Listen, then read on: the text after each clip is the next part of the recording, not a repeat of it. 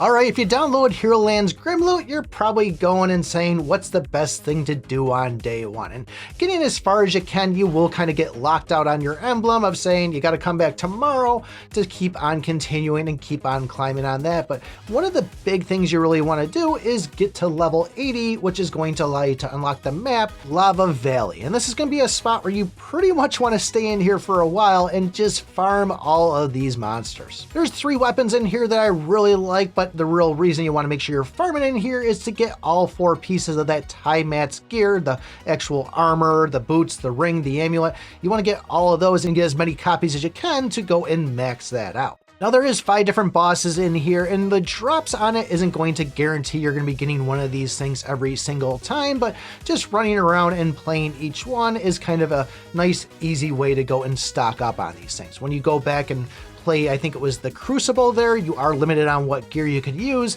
and that Mat stuff is great for going in on that, and the fact that it is kind of PvP based. But the Storm Strike and the Ghost Shadow are 2 of the weapons that I tend to use a lot inside this game, and even the Anunnaki's Grass is one that you're gonna fall in love with. Now I know a lot of people that'll just go and throw this thing on, you're gonna have these little spinning fire orbs around you, they'll just go camp next to one of these bosses, throw it on auto, and just kind of go and let it just kill the boss on its own. So you set your phone down to the side, you kind of just cash in on this. Now there is one kicker inside this Lava Valley is other players can go and attack you and kill you.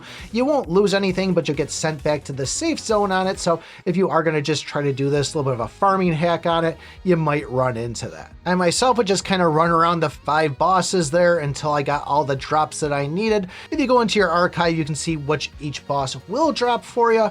And I'll even go through, and once I don't need that 1 piece of gear anymore and I've already beat that boss 8 times, then I'll go and just kind of say I'm going to skip that one for a while. The other thing to keep in mind here is when you go and attack one of these bosses, whoever gets the last final hit is going to get the claim of that boss, get the rewards, get the marker for it. So if you see somebody creeping up on you, take your damage off that boss and try to get that other player away from you, or even better, try to get in there at that last moment and sneak the kill away from somebody else. That's something I love to do in this game. It really is kind of rewarding just knowing that, hey, you stood there for 5 minutes and I just stole it within a couple of seconds. As far as which hero to use on this, I'm a big fan of the Necromancer. I like the skill on this of kind of casting something that'll do damage with me while also healing me.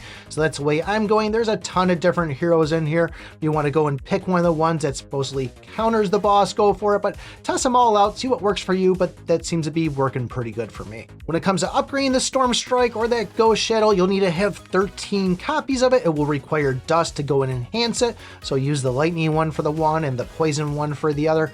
I really like both of these. They're used in a lot of applications, but they will cap out at level 3. Now that Anunnaki's Grass, that'll actually go and still take 13 copies, but that can be ascended, which is going to require an additional 8 copies. I wouldn't really worry about that. That's kind of going taking the modify stat and turn it into a prime, but I don't think it's really needed at all because it's more just being used to have those little red orbs float around you. As far as the armor, the boots, the ring, the amulet, those will require 16 copies of each one of those to take it all the way up to the level 5 on it. And I don't think there was anything past there. I think those ones are just kind of capped out. The gear works a little bit different than the weapons inside it, but still, getting those things to level 5 is a great starting point for day 1. It may sound a little dry going through here and running this, but honestly, it's a lot of fun kind of just crushing through these bosses, getting that gear leveled up, and seeing how much stronger it makes you after you take it to that next level. If you do start getting bored, head back to Brave Town. There's actually 4 bosses inside there that are very hard to come across there.